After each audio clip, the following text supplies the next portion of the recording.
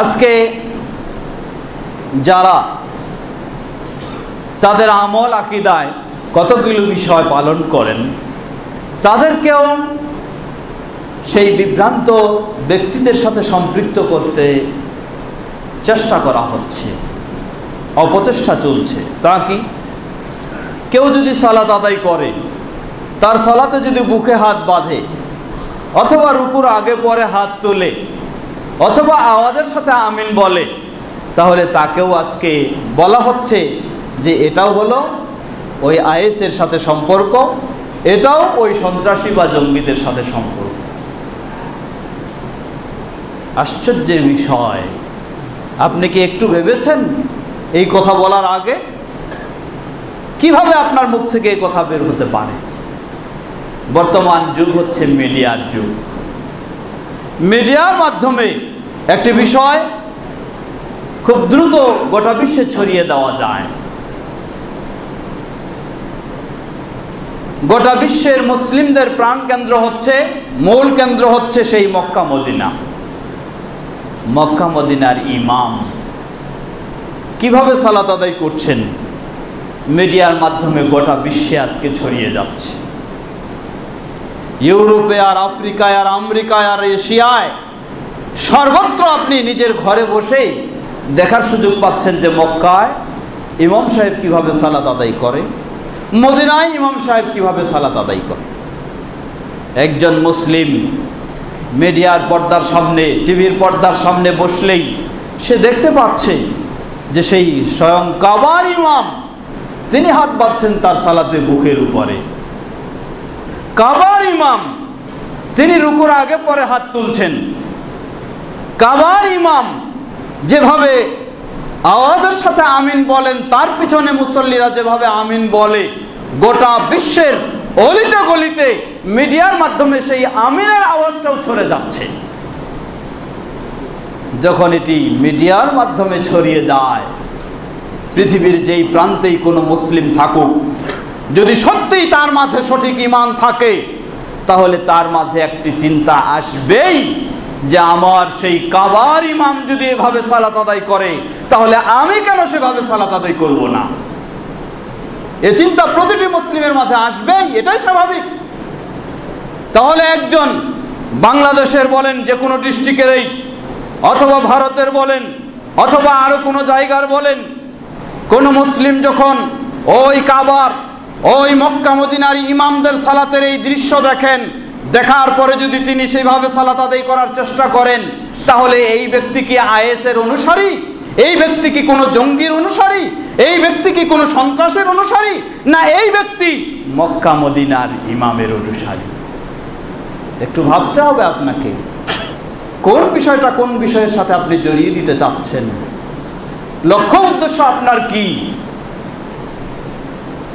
আমরা এই জন্য স্পষ্ট করে দিতে চাই, কোরআন সুন্নাহর আলোকে একজন মুসলিম সেই কাবার ইমামের সাথে তার সালাতকে যখন মিলাতে চায়, আপনার উচিত, আপনি যদি সত্যি মুসলিম হন, আপনার উচিত ওই ব্যক্তিকে স্বাগতম জানানো, তাকে ওয়েলকাম জানানো, যে পৃথিবীর অন্য কোনো ব্যক্তির অনুসরণ না করে মুসলমানদের মূল কেন্দ্র, প্রাণ, ইমানের প্রাণ কেন্দ্র যেটা, সেই কাবার ইমামের কোরআন সুন্নাহ অনুযায়ী, সহিহ হাদিস অনুযায়ী সেই আলোকে যে সালাত আদায় করবে, তাকে বাধা নয়, বরং আপনি মুসলিম হিসাবে আপনার দায়িত্ব হলো তাকে স্বাগতম জানানো, তাকে বিষয়টি আরো সহজ করে দেওয়া, তাকে উৎসাহ দেওয়া। তা না করে আপনি সেটাকে আইএসের সাথে জড়িয়ে দিচ্ছেন, আপনি একজন সন্ত্রাসীর সাথে জড়িয়ে দিচ্ছেন।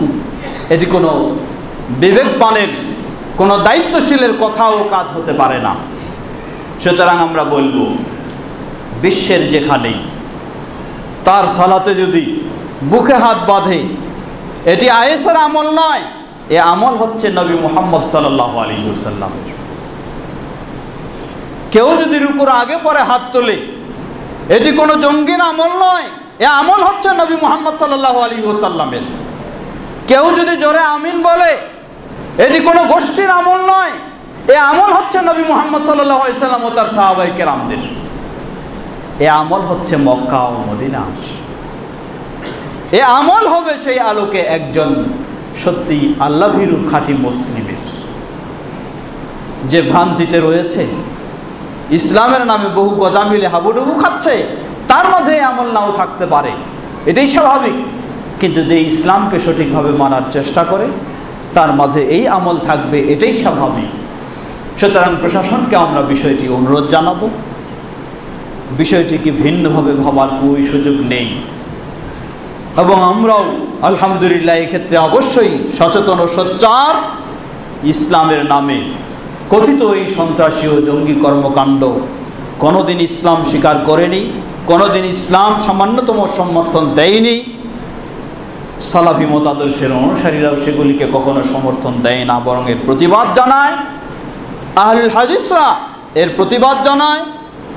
এদেশে আহলুল হাদিসদের মূল সংগঠন বাংলাদেশ জমিয়তে আহলে হাদিসও এর চরমভাবে প্রতিবাদ জানায়। এবং এই ক্ষেত্রে সকল মুসলিমকে কোরআন ও সহিহ সুন্নাহর আলোকে সঠিকভাবে ইসলাম জেনে, ইসলামের সঠিক অবস্থাটা মেনে সেই অনুযায়ী পালন করার এই সকলকে আহ্বান জানায়। সম্মানিত মুসলিমবৃন্দ, সুতরাং এক্ষেত্রে যেমনইভাবে আমরা স্মরণ করে দিচ্ছি, তেমনইভাবে আমরা নিজেদেরকেও আরেকটু সচেতন ও সতর্ক আমাদেরকে হতে হবে।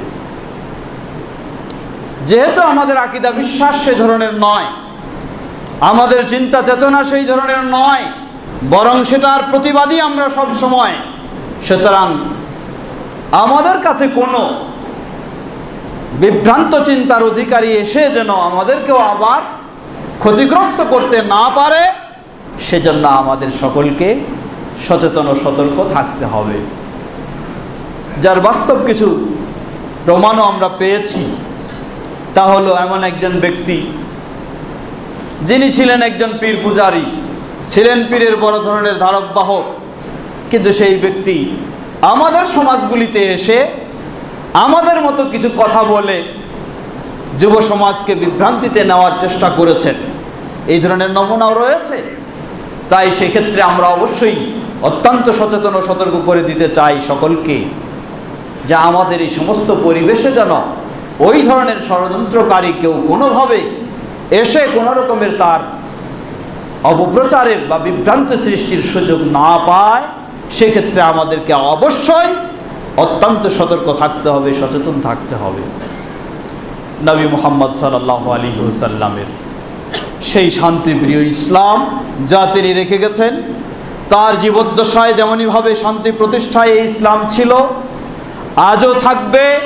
কিয়ামত পর্যন্ত আল্লাহ যতদিন রাখেন ততদিন পৃথিবীর বুকে ইসলাম ইনশাআল্লাহ থাকবে। এবং ইসলামের অনুসারী কমবে না, বরং ইসলামের অনুসারী দিনে দিনে বাড়বে। এটাই হলো আল্লাহ সুবহানাহু ওয়া তাআলার সুন্নাহ বা নিয়ম নীতি। সুতরাং আল্লাহ রাব্বুল আলামিন বলেন, তারা ফুৎকার দিয়ে ইসলামকে, ইসলামের আলোকে নিভিয়ে দিতে চায়। ওয়াল্লাহু মুতিম্মু নূরিহি, না, আল্লাহ সুবহানাহু ওয়া তাআলা ইসলামের এই আলোকে প্রজ্বলিত করবে নাই, এটাকে পূর্ণ করবে নাই আল্লাহ সুবহানাহু ওয়া তাআলা।